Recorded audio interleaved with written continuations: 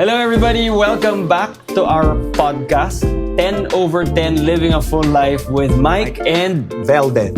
So, Belds, Yes. we are at it. Third episode. Finally, natuloy rin. Tuloy-tuloy. And hopefully for the past two, you guys picked up something that could help you live a full life. Puro yung comment ng mga tao, sana mapanindigan nyo na yan. So, yun din ang prayer namin. Yeah. Dasal nyo kami. Yep. So last time, ang pinag-usapan natin was how or why did it take so long for us to actually do this. Talked about our mission and how we felt unqualified to actually steward something like this, but we said yes to the call and now we're at it. So for this episode, ang naisip ko pag-usapan natin is the title. Correct. Yung title, yung buong idea of a full life. And I guess to first connect to our audience or to the people that we are living a full life with, ano nga ba, to the world's eyes or standard, what is the full life? Or actually recently sa ating talk series, what is the good life in their eyes? Basically, di ba, nag-umpisa tayo, ang title talaga natin, 10 over 10. Di ba? So, para puno. Yeah. 10 over 10, perfect, full life. And I guess in the world's eyes, di ba, a full life, a good life is money, wealth, fame, everything that this world has to offer.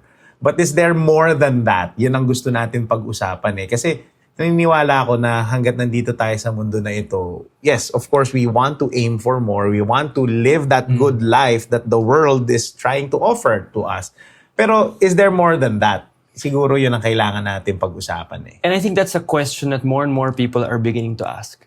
Because for the world standard or what has the world has imparted to so many people, the idea of a good life has a lot to do with just success.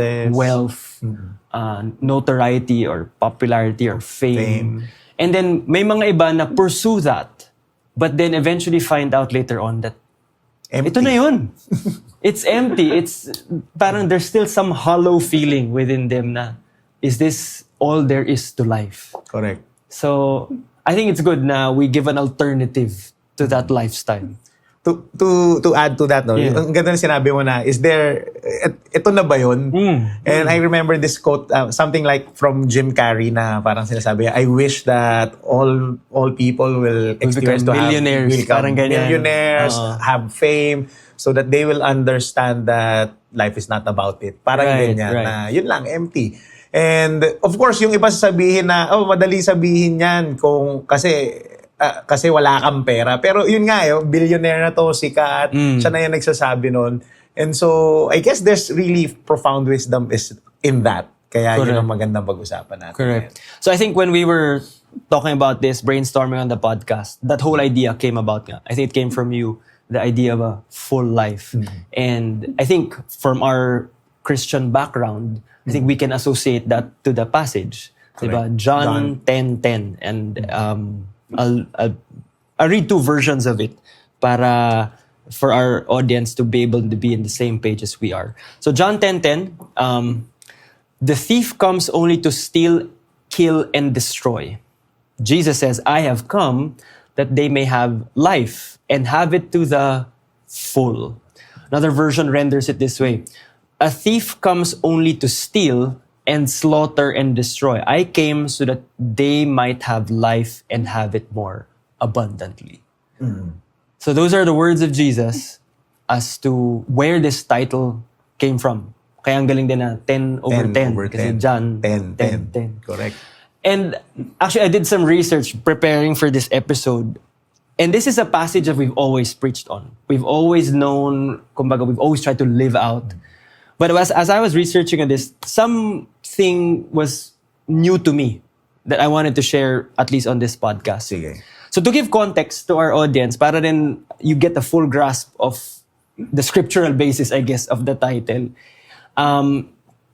This part of John, itong John 10, is part of yung buong I am a good shepherd.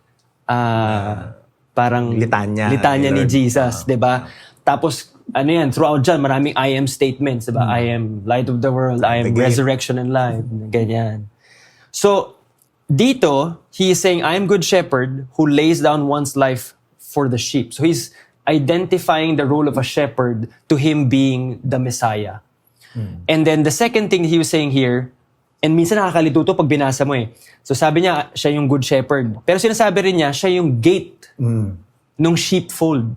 In other words, if one wants to enter into this full life, this eternal life, they have to go through Him, Jesus, and receive His salvation.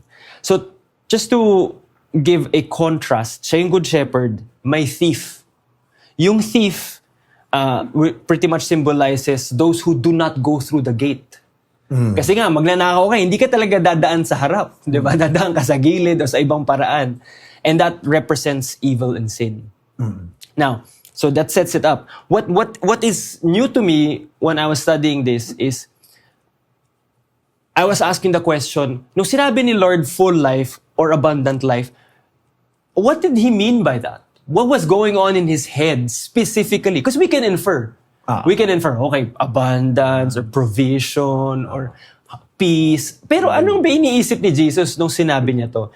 And when I look into it, Bible scholars were suggesting to look into Old Testament passages where God was calling out the bad shepherds. In other words, the kings of Israel. Diba? The bad kings. Yeah, the bad kings. And they had a series of it, actually, if Marami. not all. Diba? And one of those passages is Ezekiel 34. And I'll read them to you, but just somehow, I will just inject certain ideas that I think came into what full life or abundance meant when Jesus said this. So, Ezekiel 34, just a few verses. Sabi dyan, in verse 25, I will make a covenant of peace. So there it is right away. Idea of harmony. Correct. With them and rid the land of savage beasts. Meaning the absence of oppressors. So that's one image already. Oh, walang kalaban. So that they may live in the wilderness and sleep in the forests in safety. So meron sense of security. Yeah. So we're building up the ideas that come into the big idea of full life. Verse 26. I will make them and the places surrounding my hill a blessing. I will send down showers in season. In season, there will be showers of blessing. So ayan na. Andyan yung provision, yung favor. Let's continue. Verse 27. The trees will yield their fruit and the ground will yield its crops. The people will be secure in their land. So this is an image of fruitfulness. Bountiful harvest. Yung tinrabaho mo, nagbubunga, gumagana, nabibless ka, nabibless ibang tao.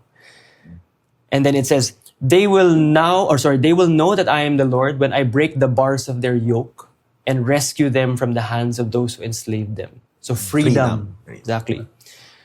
And then verse 28, they will no longer be plundered by the nations, nor wild animals devour them. They will live in safety and no one will make them afraid. So mayroong protection and courage. Sige, last two.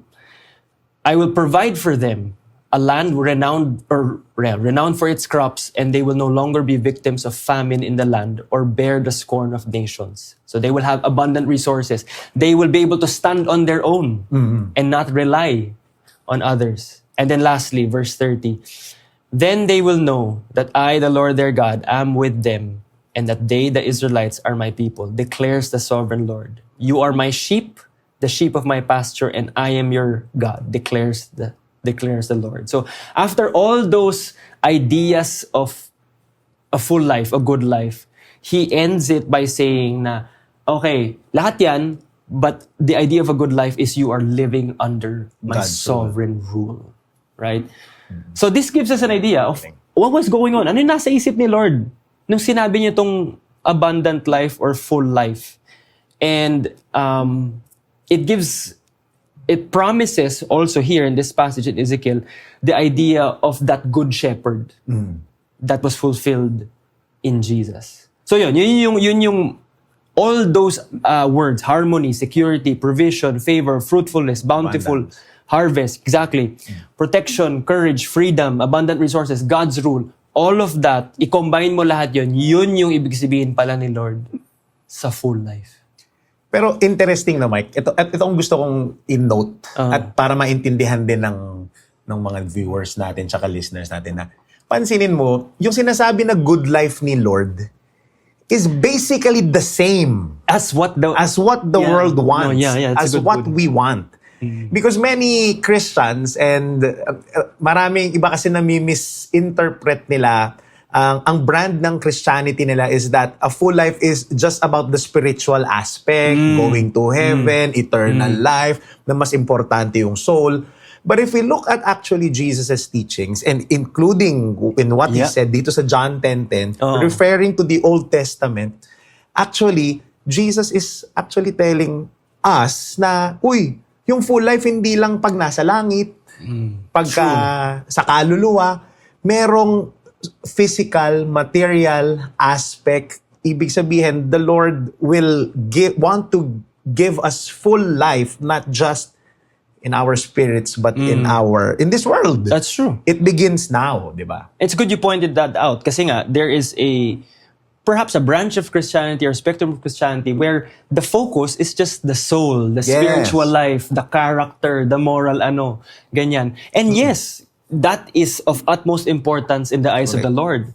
But His salvation is not just exclusive to your soul, but it includes your body. Correct. Your family, your marriage, your work and finances. Lahat yan, gusto ni Lord na to be full, to be good. Correct. That's the reason bakit siya nagkatawang tao. Exactly. At namuhay dito sa mundo na ito because the mere fact na nabuhay siya, He's redeeming, He's telling us na, oy, full life starts now. Oy, redemption starts now, in the here and now, sa mundong ito. Hindi lang pag namatay ka, pagka nasa langit ka. That we can actually unpack more of that. Parang Yes. alam ko pinag-aralan yun, yung dichotomy ng body and soul, spirit, body and spirit. oo. Marami mapag-uusapan dyan. Pero yeah, going back to our title, if that was the mind and the heart of Jesus in saying that, so, kaya sa'yo, personally, what does a full life mean or look like for you? Basically, everything that you have said as well. Pero tama ka, yung pinaka-important clincher doon kasi yung ending na sinabi mo to sa Ezekiel na, okay, all of that good life, pero ang ending dapat it should be under God's rule. Di ba? And I think that's what separates the idea of a good life that the world offers Correct. and the Lord offers. Kasi kung titingnan mo, medyo pareho eh. Oo. Di ba? Abundance financially, dito sa trabaho. Kumbaga, it's the same thing. I think, the big difference would be, is it only in a pursuit of a good life for your sake? Or is it a pursuit of a good life in following Jesus and also living for others? Parang ganyan. In other words, parang lahat yan, all the good stuff, the good life that we are aiming for, pero dapat nandun si Lord. Anong kinalaman ni Lord doon? Kasi pag nandun si Lord, then you have a full life. In fact, kahit na wala yung all the stuff, you can still have a full life. Bakit? Because Jesus, Right. God is the source of the full life. And yun ang promise niya. You can have protection, peace, abundance, etc. Lahat. Right. Correct. Fruitfulness. Correct. I think it's also seeing not just one of these things at one area of life, but having somehow growth and progress and abundance in every area. Every area. Oo. Kumbaga, hindi ka pwedeng, mabuting tao lang ako, pero late ako sa trabaho. Yung gano'n. Correct. Di ba? Kaya nga, going back to your question, di ba, para sa akin, the full life, personally for me, is winning in all areas of your life. Faith, fun, family, friends, fitness, etc. Correct. Kasi nga, lahat, all areas gusto ni Lord, puno ka. Ganon. And it's not, it's not just for you to have like a sense of fulfillment out of a full life that you live. But because of that full life you live, you can't help but overflow and bless others and Correct. help others. And that's the beauty of, I guess, the full life also. It's not a selfish pursuit. It's also selfless in a sense na pag puno ka, mas madali ka magbigay, mas madali ka makatulong sa ibang tao. And it goes back to what you were saying earlier na, yung iba, ang idea of this full life or abundant life is just the soul or the spiritual life. Spiritual life. But then, the whole idea there is yun nga, heaven on earth. It's not just getting a full life or doing it right here so that we can get into heaven, but bringing heaven by the way that we live. Di ba? So, Correct. Ang akin lang, parang, so okay, fine, full life. Pero, is it possible, Mike, na we can get to live this full life now even if we are living in an imperfect world? oh, yeah. Parang Totoo yan. Lalo na ngayon, di ba? With all the challenges that we face. Yeah.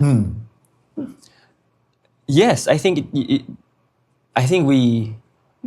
can live that full life even if those things are not yet as full as we expect it to be. But that see the Lord moving in each one, in each area. And then find some sense of contentment.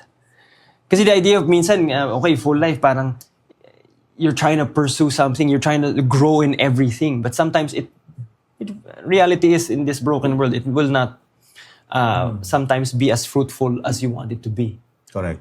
Pero having that sense that, okay, you are partnering with God in each of these areas, I think it should give us a sense of contentment that, okay, what matters most in life, in loving God, loving people, and kumbaga, receiving that love from God is there, and that you're making that progress. So even if the environment around us may not be Perfect. but you see that you are in a journey, in some progress with God in every area. I think that already connotes a good life or a full life.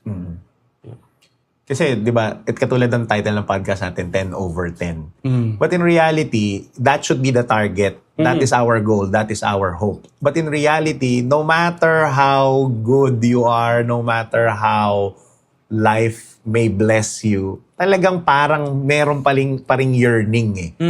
In fact, lagi ko itong sinasabi, if i-rate mo yung buhay mo out of 10, 1 being the highest, 1 lowest, 10 being the highest, nasaan ka? And pagka sinabi mong 1, parang kawawa naman ako, parang walang kwenta yung buhay ko. Pero pag sinabi mong 10, sobrang ganda na ng buhay mo, pwede ka nang mamatay. And I guess, para sa akin, parang hanggat buhay ka pa, you cannot be there fully at 10. Kasi nga, may limitations itong mundo natin. So, ibig sabihin, what I'm trying to point out is that when you are trying to live a full life, yes, you aim for the full life palagi, even if you know you won't fully reach it. Right. Parang ganyan. So, because the point is not perfection. The point is, I believe, is more so progress on how can you be closer to that 10. Right. Parang ganyan. Right.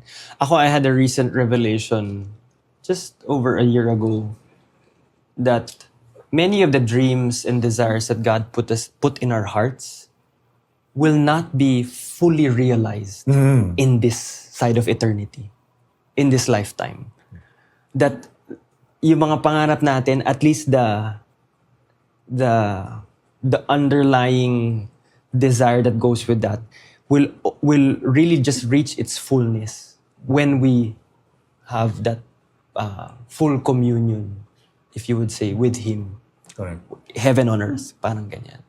And I think that gave me a lot of peace to say na, ganun, kahit yung mga pangarap ko, hindi siya matupad in the way that I want it here. I know in hope that one day, it may not be exactly as how I want it, but it would be in how God envisioned it to be. And it will fulfill the deepest desire in my heart that He placed there. Amen. And I think that gives us, yun nga, a sense of contentment, a sense of fulfillment in this life. Kasi nga tama kayo. Paano kung hindi ka 10 over 10 parati? So parang, ako striver, yun ang struggle ko. So parang parati na lang falling short of the 10. Correct. Yun. So to answer your question, yes, we ought to live that full life, even if it's not at that 10. Because you know nga na kasama mo yung si Lord, and He is the life, and that as long as we're following Him, I think that everything will will follow with that. Correct. Kasi tama ka, the full life is not just about the external, the blessings, the good life that this world is defining. Kasi nga kung yun you will always be in discontent, tama ka. So the full life is living a life with Christ. Right. It's always in Christ. Correct. Kasi kasi I believe it should always be a balance between gratitude, contentment, and your goals. Our goal is Correct. 10/10. Yeah. But we will never be 10/10. But we can be content, we can be grateful kasi nga kasama natin si Lord. And if you already have Jesus in your life, then kumpleto na. You have more than enough. You have the giver and the author of life itself. Correct. Oh. At ikaw, para sa'yo, what is the full life really is for you? I think it was already touched on earlier, but for me, is yung itsura lang ng overflow. Na you are blessed in every area of life, not necessarily 10/10, but at least you have extra or abundance enough to be able to share and bless others. I think the greatest fulfillment in life is not just na ikaw yung living fully, but that you are pouring into other people's buckets so that they would also live fully. I think it's so counterintuitive, no? Kasi parang ito yung bucket ko, ito yung meron ako. So, pag nagbigay ako sa kanya, feeling ko mababawasan ako. Pero ang image doon is pag naglagay ako sa bucket niya, for some reason, biglang pumupuno yung bucket natin. Hindi ka nauubusan. Hindi ka nauubusan. Exactly. So the full life, yun nga, is not just like trying to attain these things, not trying to get to 10, but also like helping others to get to from 3 to 4, 5 to 6, di ba? And then somehow, in some way that the Lord designed this world and our sense of fulfillment, para tayo yung, pag nag 5 to 6 sila, parang tayo yung nagiging at that point 10. Yeah? Correct. In fact, that's the whole concept of this podcast. Bakit natin to binuo? Of course, kahit full life to, di ba? Alam naman natin, hindi naman tayo perfecto. We are far from it. Yep. Pero we are just two blokes, two men trying to live a fuller life. And hopefully it overflows to you, to our listeners, to the people around us. So, ang tanong ko, Mike, so considering this full life, how can we live this full life? And how can we attain it? How can we live? How can we live this full life? I think everything that we have been entrusted by God. So I think we need to steward well. Stewardship. The idea of stewardship, it's not ownership. It's merely management. So you manage it for the true owner. So the idea, let's say, for example, if you were endowed or blessed with a sense of finances or abundance in that area, to be able to know that, or to be able to, living a full life there is perhaps growing it so that it doesn't just bless you, but bless others. Bless others. So yung stewardship na yun na, Lord, anong gusto mo gawin ko sa pera na to? Okay? Hindi lang yan para sa pamilya ko. Kasi maraming tao na parang as long as I'm providing for my family, as long as I'm well off and all, as long as my kids are okay, that's the full Ayos life. na. Yeah? Yes, the Lord asks you to care for your family, provide well for your kids. But that's probably just half of the equation. And that it should also be asking God, okay, now that you've blessed me with this is yours. How, what do I do next with this? And the answer of the Lord would always be outward, would always be out of the overflow of this. It should impact the lives of others. Amen. Galing? Ano yung ako ang iniisip ko as you said earlier, we're in the journey of this. We've not arrived. Give not. Some at 10, sometimes at 9, sometimes at 4, sometimes at 1, in different areas in varying seasons of life. So ano yung sa tingin mo mga areas of your life na you need to grow in towards a fuller Lahat. life? Sa akin, number one, my faith life, of course. Parang I always feel I can be kinder. I could be more of Ikaw pala yung pinag-usapan natin dati character. na ano yun? But anyway, basta. Ayan, fitness, parang yan. Ikaw yung sinasabi natin magaspang ang ugali dati. Oh, yun na. Ako yung magaspang ugali, di ba? Lagi naman di ba? Joke lang. Kasi nga, tama kayo. Ako para sa akin, we will never arrive in my fitness journey. Like, although, from sobrang overweight, sobrang obese, nag-improve na. Pero wala pa, sobrang layo pa. I still want to improve on my health, lahat. I still want to improve as a husband, as a father, as a businessman, on my finances, lahat. Gusto ko lahat yun mangyari. But I guess, sa akin, parang how can we achieve this kind of full life is, at the end of the day, it will always be about the obedience to God's will. Yeah. And yung full life kasi yan yung parang sa akin yan yung pinaka-target ni Lord eh. In fact, if we are going back to the definition of sin is not just a list of do's and don'ts. Sin is actually hamarsha. Hamarsha meaning, is that a Greek term? Greek term yan, di ba? Greek term. Hamarsha, which is missing the mark when we sin. That's why, while here on earth, we are still sinning, kahit parang feeling mo, na-tick mo na natin yung boxes, kasi nga, wala ka pa you have not arrived to the 10. Right. So we will always fall short. But I guess it's always good to aim for the mark. Aim for the 10. Aim for the full life. And how can we do that? By obeying God's will. Yeah. In fact, meron akong isang kaibigan na nalulung siya sa sugal. So, tapos nasira yung pamilya niya, nalayo sa kanya, na-estrange, tinakwil siya ng mga anak niya. Tapos sabi niya, ito ba talaga ang will ni Lord sa akin? Or ito ba talaga ang gusto niya mangyari? Ang sabi ko lang sa kanya, hindi yan ang gustong mangyari sa'yo ni Lord. Pero hindi ka kasi nakinig kagad sa kanya. That's true. Kung nakinig ka kagad sa kanya, you follow this will, hindi ka mapupunta dyan sa ganyang sitwasyon. But nonetheless, sabi ko sa kanya, you can still live a full life. You can still bounce back from that. Yeah. Kasi si Lord, binibigyan kaya ng tsansa. Pero ngayon makinig ka na. A few weeks ago, nag-Osaka, Japan kami mag-asawa. Tapos, sumakay kami ng tren tapos, nagkamali ako ng tren na sinakyan. Kasi yung tren na both sides, left and right. So, napapunta ako sa northbound imbis na papunta sa southbound. Nakakalito talaga yan. Nakakalito, tapos hapon-hapon pa yung sulat. Tapos, after one station, sabi ko, bakit ganun? Imbis na pa ganun. Sabi ko, parang, imbis na palapit kami doon sa station, bakit parang lumayo? The moment I realized it, sinabi ko kay Moriel, doon sa misis ko, sabi ko sa kanya, ay, nagkamali tayo ng estasyon. So siya parang naiinis na, pero sabi ko, hindi, okay lang. We get off to the next station. Yeah. Immediately. And I believe, tapos after nun, sakay na kami, wala nang sisihan, correct na kagad.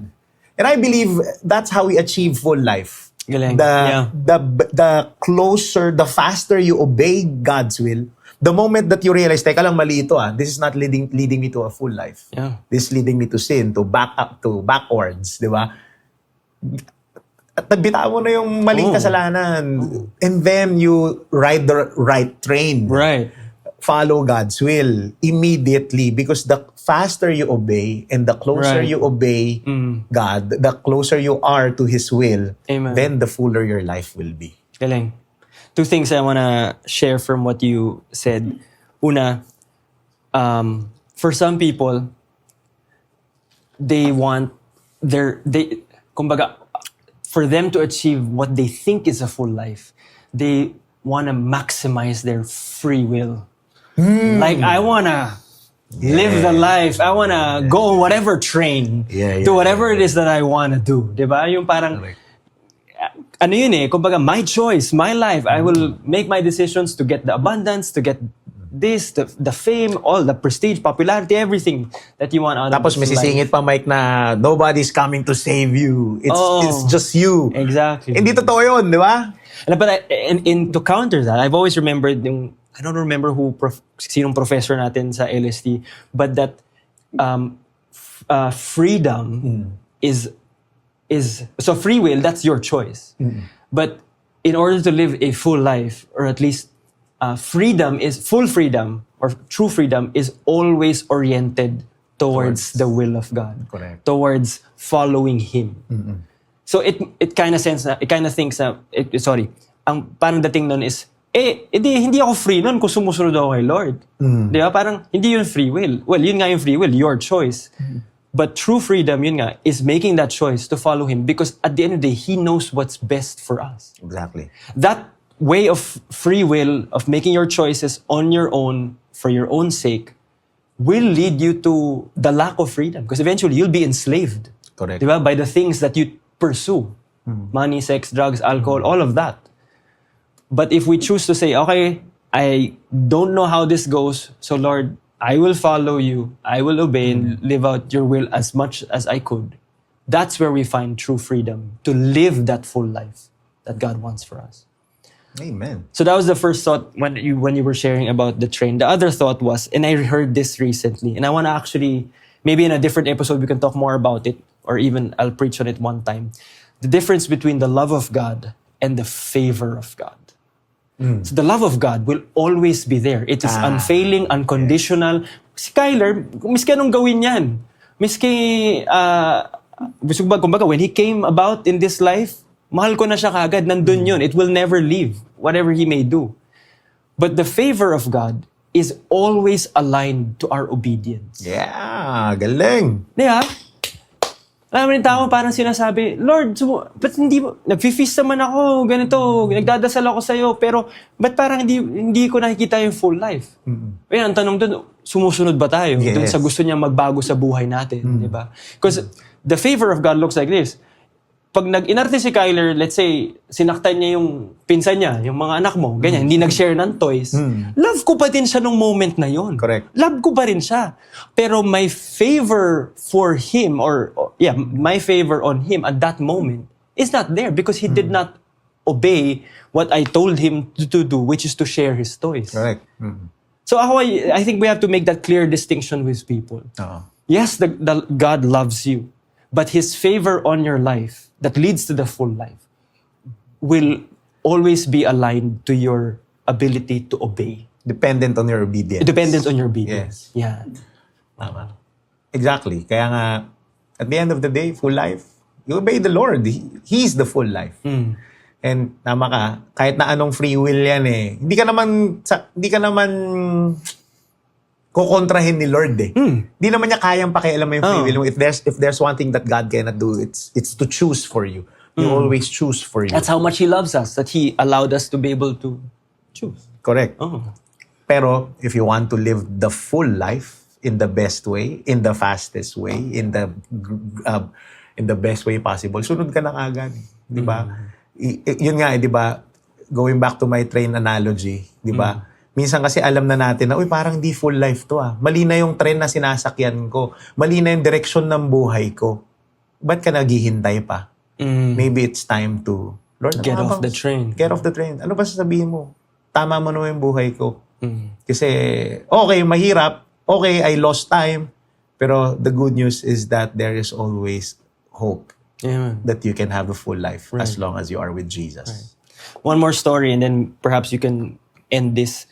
Kasi nabanggit mo yung train analogy mo sa Japan. So meron na akong train story with my wife, Bea, sa Japan a year ago. Nakakaligaw talaga yung train. Oo, di ba? Pero thankfully, noong time na yon, hindi kami naligaw. It was a long trip, I think, from Osaka to Kobe. Kasi may retreat kami noon with Brother Bo that we were running. So we were on that train. So ang tagal. So just looking at the view, tapos tulog si Kyler. Ano pa ata si Vernon, si Jessel, kasama namin noon. Dyan. And then kami ni Bea, parang our phones were not there. So parang wala kami magawa, just really soaking in the moment. And then I told her, nagtinginan kami and I told her, the life that we've built together. And when I said that, apparently she was thinking of the same thing. Just being in gratitude of everything that we've built together from the time we came as husband and wife, as boyfriend and girlfriend, to the time of that moment. And I share that story to paint a picture that, yeah, we were in a different country. Okay, there was provision and there was blessing for us to be there. And that's a beautiful aspect of life. But what we meant by that line, the life that we've built together, has a lot more than just the blessing. So we were at that moment just being grateful for one another, being faithful because we've been faithful in building this life together, and being grateful to the Lord. Kasi ang backstory doon are the parenting, trying to provide, ministry, all the difficult hardships and problems that has molded us through and through. And the life that we've built together. So I think I want to share that to our audience to say that, yeah, let's live a full life and somehow pursue the dreams that we have in this life.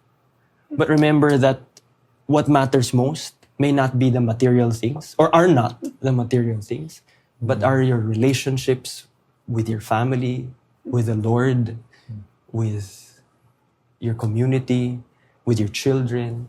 And all of that, I think, if those are at the bare minimum that are growing and progressing in your life, then you're set to live that full Amen. life. Yeah. Amen. Woo! Okay. So that makes our episode for today. Like, share, and subscribe. And we'll catch you on our next episode on The Full Life. And we pray that, like us, you are desiring and you are trying to live that full life every day. God bless you. Amen. Praying for a full life for you.